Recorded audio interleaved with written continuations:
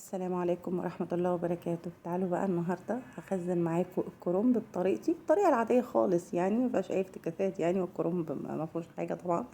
بس بأي كمية انت عايزة تعمليها، مهما كانت الكمية كبيرة هتعمليها على طول، مش تاخد منك وقت خالص. اول حاجة انا جايبة كمية كرنب كبيرة، يعني حوالي مثلا 10 وحدات. انا همسكهم اشيل الورق الاخضر اللي هو الكبير بس كده، زي ما انتم شايفين ده اشيله، اللي هو بيبقى من بره خالص. هشيل شوية ورق بسيط بس منها. وبعد كده يعني، ولو عايزة تقطعيها كاملة بالطريقة دي وتحطيها ورق كده حبة بحبة في الحلة مفيش مشكلة، تسلقيه بالطريقة دي مفيش مشكلة. بس في طريقة اسهل، ان انا بقور الكرنب زي ما انتم شايفين. بفضل اعمل بالسكينه حوالين الجذع اللي فيها ده، افضل اقور فيه لحد ما يتهز معايا كده، واقوم قطماه بايدي جامد، واقوم مقوراها كلها بالسكينه زي ما انتم شايفين كده. افضل احط السكينه واعمل ايه، الف الكرنب، الف الف لحد ما تبقى بالشكل اللي انتم شايفينه ده. هعمل كل الكرنب بتاعي على الوضع ده كده، وهبدا اسلقه زي ما هو كده. كل اللي انا شلته اللي هو الورق الاخضر اللي على الوش بس. معايا هنا حله طبعا بقى كبيره، طبعا عشان تاخد الكرومبه مليانه، مهما كانت الكرومبه دي صغيره اكبر منها هتاخدها. الحله دي بحط فيها ملح وكمون وورق لورا بس كده. ملح كمون ورق لورا بس عشان ينكهه، بحب احط ورق اللورا بيعمل نكهه حلوه فيه بس كده. ما بخليهوش بقى ياخد وقت كتير على النار. انا بنزله يعني بالظبط 3 دقايق، ما بيكملش كمان ال3 دقايق، وابدا اشيل، او دقيقتين بالظبط، ان انا اشيل واحده واحده. شايفين الورق كده؟ بفضل اشيل جزء جزء لحد ما بطلع الكرنبايه بتاعتي، وانزل بواحده برضو تانية جديده زي ما انتم شايفين. بخلي الفتحه اللي انا عاملاها او التقويره اللي انا عاملاها في راس الكرنبه، بخليها لتحت بحيث ان الميه كلها تدخل يعني فيها من تحت. وبعد كده بقوم قلباها على الناحيه التانية زي ما انتم شايفين كده. وبس كده ابدا اشيل في الورق بتاعي جزء جزء كده لحد ما بشيلها خالص، وهكذا احط غيرها، وافضل كده لحد ما اخلص الكميه بتاعتي كلها. عايزه اقول لكم طريقه سهله جدا وما فيهاش مجهود ولا اي حاجه خالص، بتعمليهم كلهم ما بتكمليش ساعه بتقطيعهم كمان. التقطيع بقى في كذا طريقه. ممكن نقطع على بلانش زي ما انتم شايفين كده، ان انا بقسم الورقه نصين، واقوم شايله الجزء ده اللي احنا بنشيله من الكرنب، واقوم لفاها زي ما انتوا هتشوفوا بالظبط كده اهو، واقطعهم.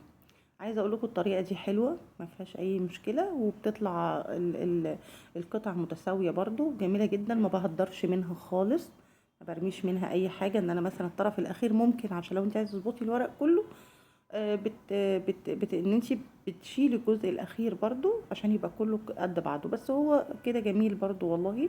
فانا ما بهدرش منه خالص زي ما انتوا شايفين كده، وبقطعه بايدي. يعني انا يا دوبك بقطع بالسكينه واخليه زي ما انتوا شايفين، وابدا بقى ايه اللي هو بالنظر، ان انا اقطعه بايدي، هو سهل جدا يعني.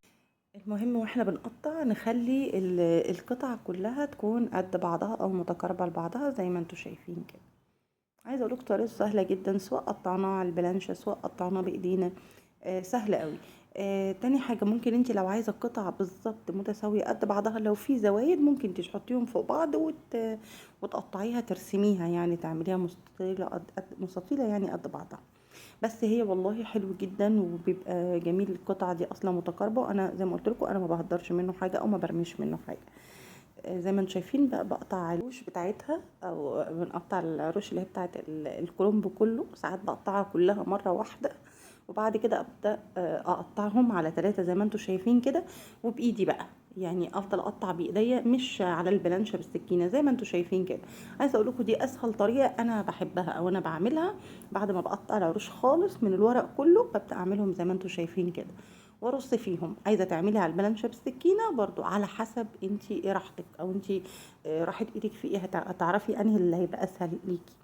بعد ما عملت الكميه بتاعتي كلها زي ما انتم شايفين كده، عايزه اقول لكم يعتبر الورق كله اهو حجم واحد. انا ما بعملوش كبير ولا بعمله صغير خالص، بعمله وسط مناسب يعني زي ما انتم شايفين كده، ده الحجم اللي انا بحبه.